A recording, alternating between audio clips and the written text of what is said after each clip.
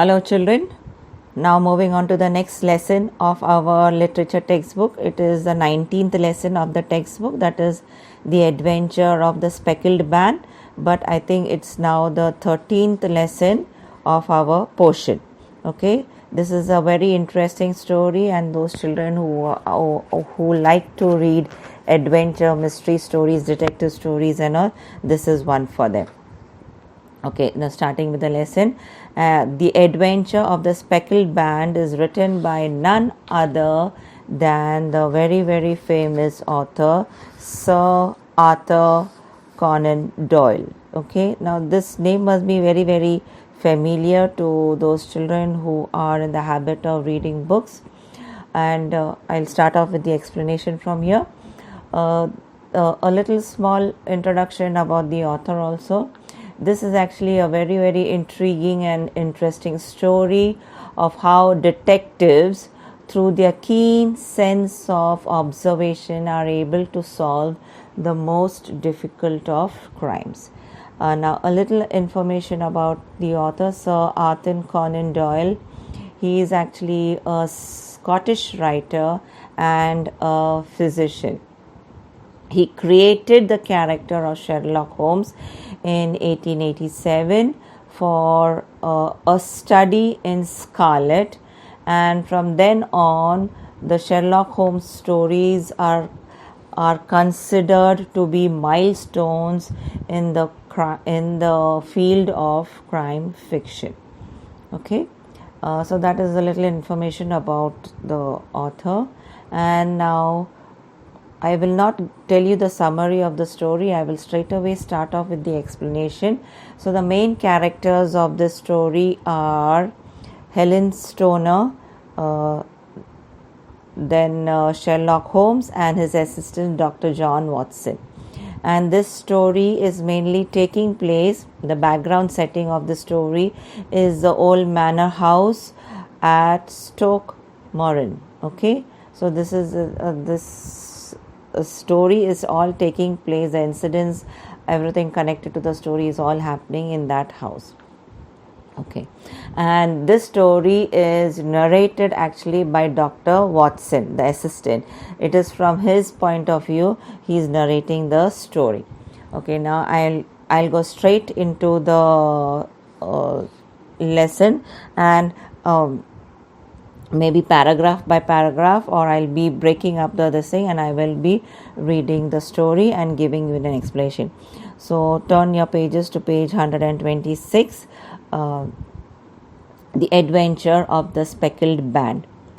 It was early in April that a young lady arrived in a considerable state of excitement to meet Holmes.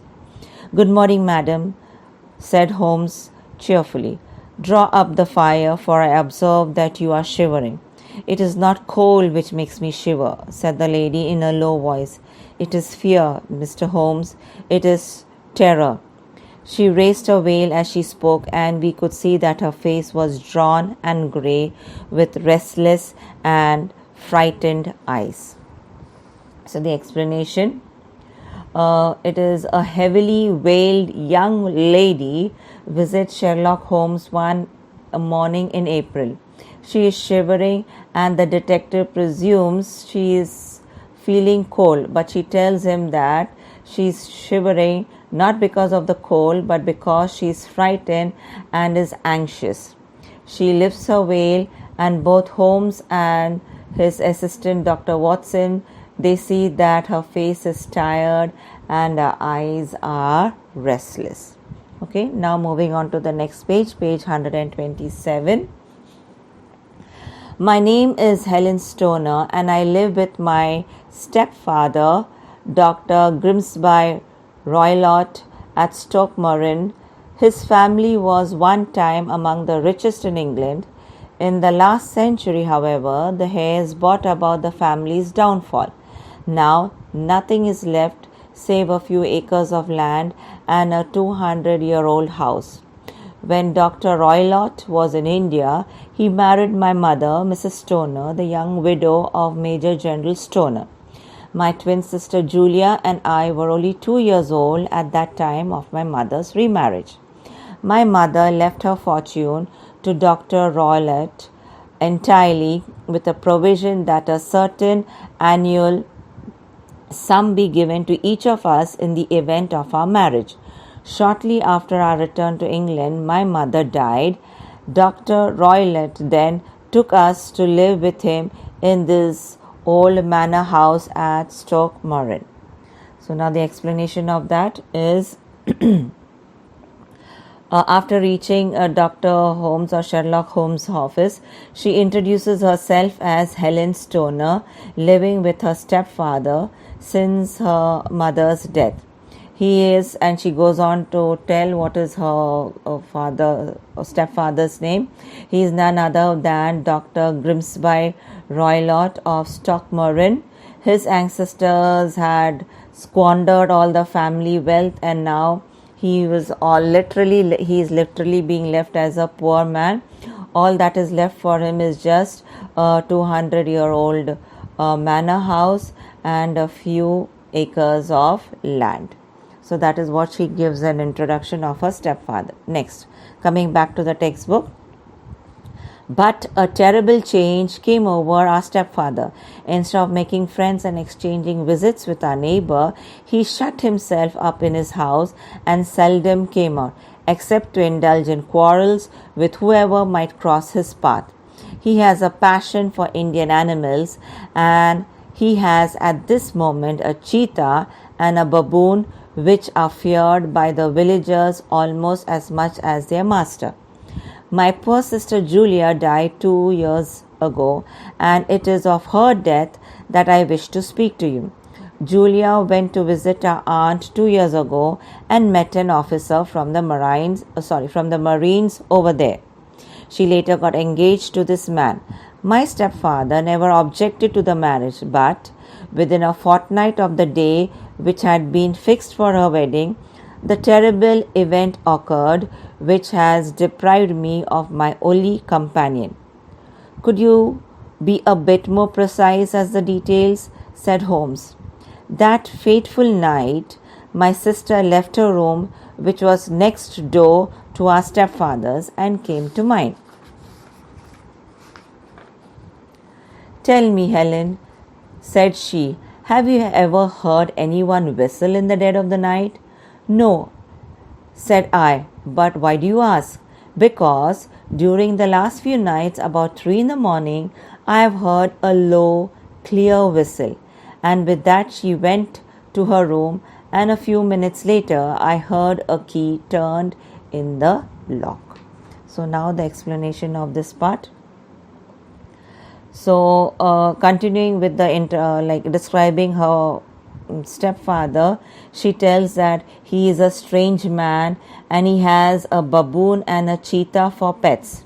He is not neighborly, for he is a very violent, he possesses a violent temper, so he is not on friendly terms with the neighbors. He lives off the money that is left by his wife, that happens to be Helen's mother. She had left her fortune to him with a condition that he should provide an annual income for each of their twin daughters, that is Helen and Julia, in the event of their marriage. So that she had placed a condition in her will that if and when her daughters, the twin daughters get married, he should provide for them. And she had mentioned what was the amount that an amount in the event of their marriage. Helen had come to Holmes' office to talk of her twin sister's strange and violent death about 2 years ago. Julia was engaged to be married to an officer from the Marines. Her stepfather, in fact, had not even objected to this marriage, and the marriage was fixed. But Helen, her twin sister, goes on to say that just before a fortnight of her marriage, she died, and she died in very strange and suspicious circumstances. And she goes on to tell that on the night of her death, she had come to Helen's room from hers, which was, next to her stepfather's room. And she says that, and not she says, she asks her twin sister Helen if she had heard any strange whistling sounds anytime in the night. And then of course Helen says that no, she has not heard. And then she says, she describes the strange sound that she says that she's been hearing for the past 3 nights around 3 in the morning. And then after that Helen had heard nothing about it. And then Julia, just when Helen said that she did not hear any such sounds, Julia goes back to her room. And then after going back into the room, she also heard Julia locking up her room. So now coming to page 128. I could not sleep that night. I had a vague feeling that something terrible might happen. The wind was howling outside and the rain was beating against the windows. Suddenly there burst forth a wild scream. I knew it as my sister's voice. As I opened my door, I heard a low whistle. My sister appeared at the door, her face blanched with terror. As she fell to the ground, she shrieked, "Oh my God, Helen, it was the band, the speckled band." She pointed in the direction of our stepfather's room, but a fresh convulsion seized her and choked her words. I rushed out, calling out loudly to my stepfather. He sent for the medical aid from the village, but all efforts were in vain. So now she describes as to what happened after her sister hears those whistling sounds. So she says that Helen had a sense, she had an intuition that, something very bad was going to happen, and so she was not able to sleep that night. And she noticed that night the wind was howling and the heavy rains lashed against the windows. Suddenly she heard her sister scream. And as she opened the door, she found Julia there, and her face was, with fear. Her face was all written with fear. And at the same time, even Helen heard the whistling sound. Julia spoke of some speckled band and pointed towards her stepfather's room before she had another attack of convulsion. So, and when she saw this, she did not know what to do. So immediately Helen called out to their stepfather, and he immediately called for medical help from the village. But nothing, in spite of medical aid coming, nothing could be done to save their sister. And so Helen lost her sister, her only friend she had. Okay, so I will end my first audio recording here. We'll continue in the second one. Thank you.